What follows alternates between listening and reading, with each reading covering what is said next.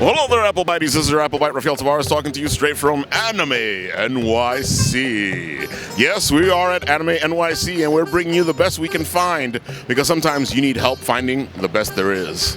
And we are here talking with Derek. Hello. Yeah. Right, and Derek was just explaining to me this beautiful hero system here, and it was amazing. I love D&D, and he was explaining to me how this is a D&D that anybody can get into, even if you don't have a DM. Well, I am very happy you introduced me like that. I'm going to straight up tell everyone who's listening right now that this is in no way D&D. This is just a game in that same genre, but we're looking to do something completely new, completely fresh, where like our logo and our motto has always been that this is a new breed of tabletop game, and we stand completely behind that. That is really good, and I like the fact that we're talking about it's like D&D, because some people want to get into D&D and they get so frustrated with the system that they just can't jump into it. Yeah. What we wanted to do is we wanted to create a game that was similar to D&D, right? All the fun stuff you like, creating your own characters, your own world, the creativity, but with way less of like an access difficulty to get into it, which is why we simplified the game down to only one page of rules. But we also know, like, if you've played a lot of D&D and all that, that as you play these games, it's really all about your creativity.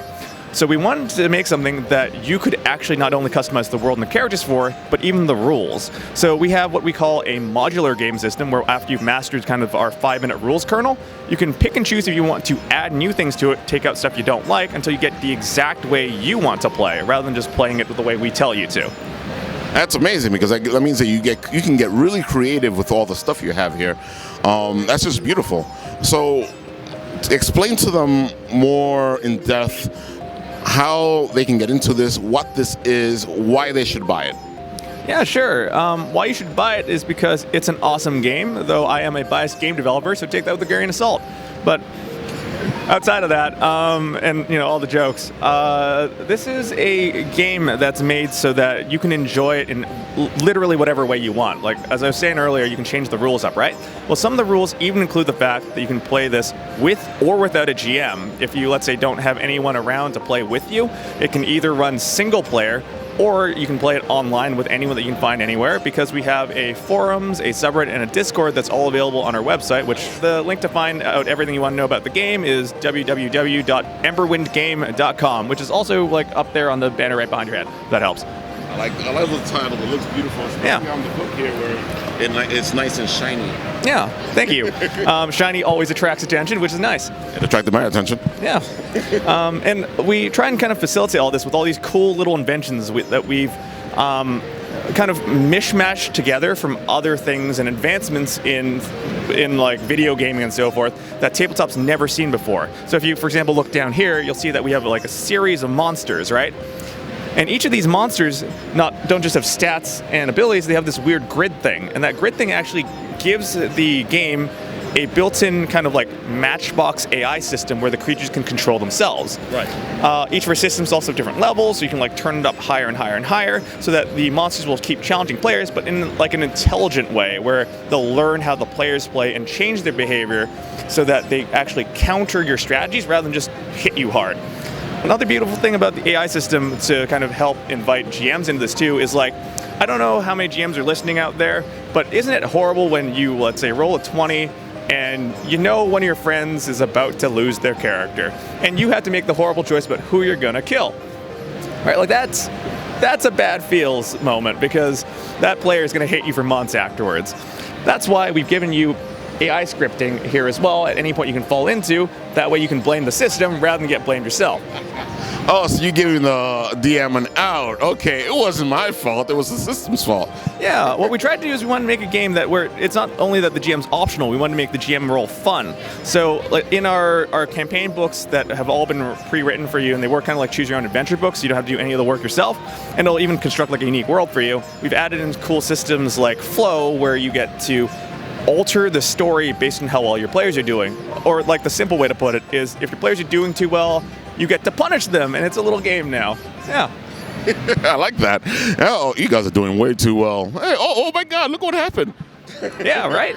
And Flow actually plugs in both into the combat side and the roleplay side, and what we created was something where, like, hell, you don't level up in this game, you just level sideways.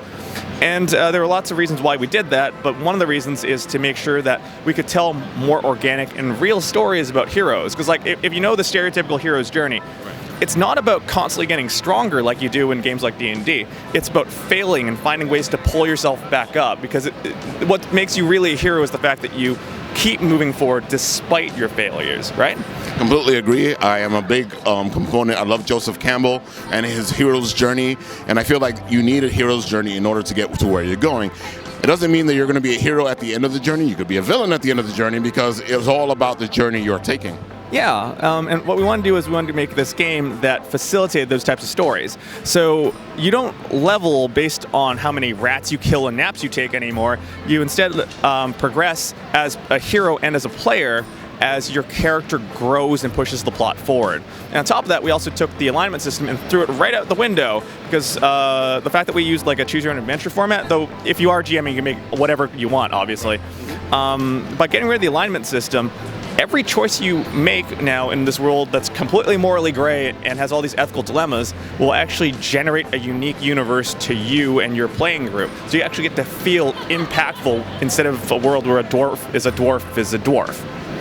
Makes sense to me, and like I was telling you earlier, I like the fact that as a writer, this feels like a big writer's prompt. It feels like something that can spark the imagination to get yourself writing on something, especially if you like to write on fantasy stuff.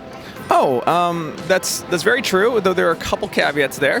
One is we've actually set up the world of Axia as a science fantasy universe. And it starts as a science fantasy universe, but the choices you make while playing the world can actually like genre shift the world to create kind of whatever you want. And the other thing I like to caveat is the lore is not hard set. Not only the system lore agnostic, what we tried to do is we created pockets of lore. And we don't tell you how they're all completely connected, though you can read further into it and discover that as you play. And the reason why we wanted to do that is because I don't know how many viewers out there have heard about Dark Souls. Okay. Yeah, right, the really super hard game, right? Yeah. Beyond kind of all the memes about it being a hard game, the reason why it was so successful is because the lead developer, the creative director to all that, was actually a really interesting guy, and we took a lot of his philosophies on how to write narrative and built it into Emberwind. One of the major inspirations was how he came up with the story and way that Dark Souls gave out lore, which is obviously he was like a young Japanese kid at some point, right? And during his young age, he read a lot of Western fantasy because that's what he was into. And he'd read maybe like half of it and then have no idea what the rest was going on because he doesn't have a great mastery of English, right? Okay. Comes back 15 years later, reads those books, and then realizes, oh, the story on paper is less cool than the one that I kept in my head. And his big realization is that stories are much more attractive to people when they're not completely told. There's something that you need to invest yourself into in some ways, and building up that type of kind of fan theory and so forth is what kind of made Dark Souls this cult classic even before it became known as the super hard game. Right. So yeah, we kind of invite people where we have like snippets of lore everywhere, but we don't have all the connective tissue spelled out, so you have to figure that out on your own to make it a little more fun, and so that you, as the person playing, as the person creating, has a role in actually taking and making the story your own. That's amazing, because that means it's a huge sandbox where you can play in, and again, as a writer, this is fantastic because that's what you want. You want to play in somebody's sandbox. I was just talking recently to them because I was talking about other role-playing games and how they help me how to write, where, sometimes what you want to do is play in somebody else's sandbox. Have somebody's universe set up for you, and then just play in it so you can create what you need to create. Yeah, that's definitely what we're trying to push forward. Because, if you hand someone a blank sheet of paper, it's way harder to write rather than handing them a sheet of paper where there's only one word on it, right? But if that paper is completely filled in, too, there's no room for anyone to be creative either. Right. Yeah. So, how did you come up across with this thing, with this concept? With besides the fact that you probably love role playing as well, but I feel like from talking to you earlier, I know what's going on. There's a deeper meaning to all this. There is, despite the obvious lead into this, but no worries or anything. The reason why I actually put this all together is because this started off as not a game project, but actually as a project for mental health. Back in Canada, where I'm from, I work as a psychotherapist. And one of the things that I'm often heard quoted for and all that is that I think that what we call mental illness today, the opposite to it isn't treatment or therapy, but rather community and connection. And like for anyone listening who does have like, you know, an actual diagnosed illness and all that, please understand I'm not belittling therapy and all that. It's really useful. It helps. Please keep going to see your therapist.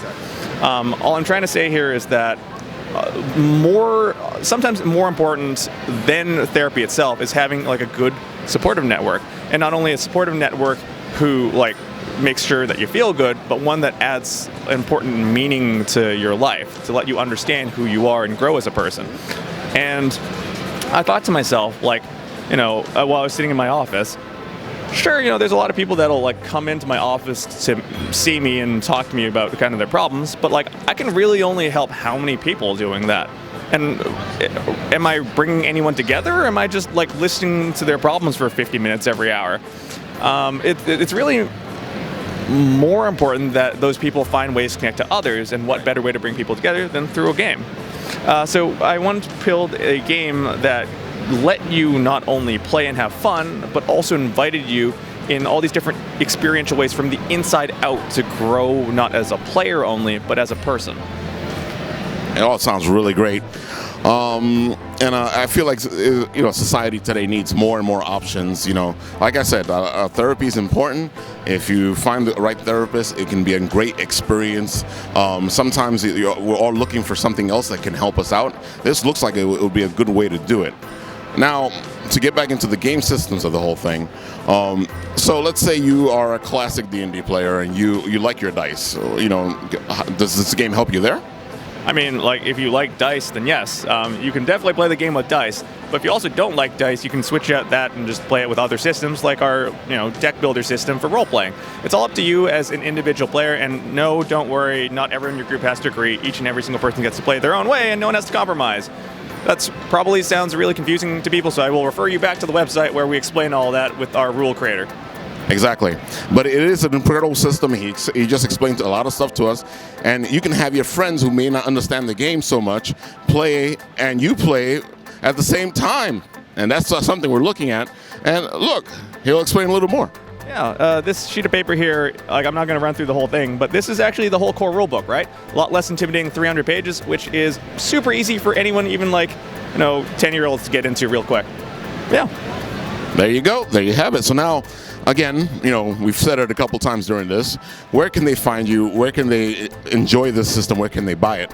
Oh, well, you can find all of the pertinent information online on our website at emberwindgame.com, though I'm also a really active member of the community, where if you're looking to kind of develop your own games, just to have a chat about all that, you can find me across any of our social medias, which is just at Nomnivore Games, or you can find me on either the Emberwind forums, subreddit, or even Discord, where I am constantly talking to everyone. And please, if you do give this a try, go there and yell at me about how much you don't like it, because I will listen to your feedback, thank you, and make the game better for that. Yes, that's one of the things we didn't get to touch upon, is the fact that you want this game to be inclusive. You want people to create their own stuff. You want them to, well, I think you can explain it better. I mean, I can try. I don't know if I can do better than that, but yeah. I'm like one of those weird creative directors where I look at this and go, man, this is cool, but like whatever I made, or whatever I do make and continue to make, isn't necessarily going to be the best, right? Like, I, for example, did not draw this. A friend of mine did, and he did a fantastic job with that artwork. Yeah, and that adds to the game and enhances it, right? So really, if you take that particular philosophy and think about it, like, I shouldn't be protective about my IP. It's more important to invite everyone together to develop together as a community, because it's through that you're really going to find this thing that's greater than any one person could have done on their own. So that's one of the reasons why at the moment we have these barely functional alphas of these creators online, where you get to make your own content, and it's all for free. But in the future, we're hoping to refine them, add in a bunch more digital support and convenience. But even hopefully, if I can somehow get this through with all the lawyers, a marketplace where everyone who creates their own stuff can even sell it and make money off of it and not even need us.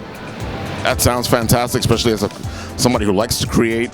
This game feels like it's a very good creative force, and I like what you have here. It's a good community, and I think you guys should really check this out, because it caught my attention, and I think it might have yours. Is there a last word you want to give our friends out there? I mean, sure. There's a lot of things I could say, but right now I just want to say thank you so much for this amazing opportunity in this interview. And for everyone who's not at Anime NYC, we're also at a digital convention right now called AetherCon, and you can check us out online too. There you have it. Even another place to go look at, because, you know, this just whet all our appetites. So go check it out. Do yourself a favor.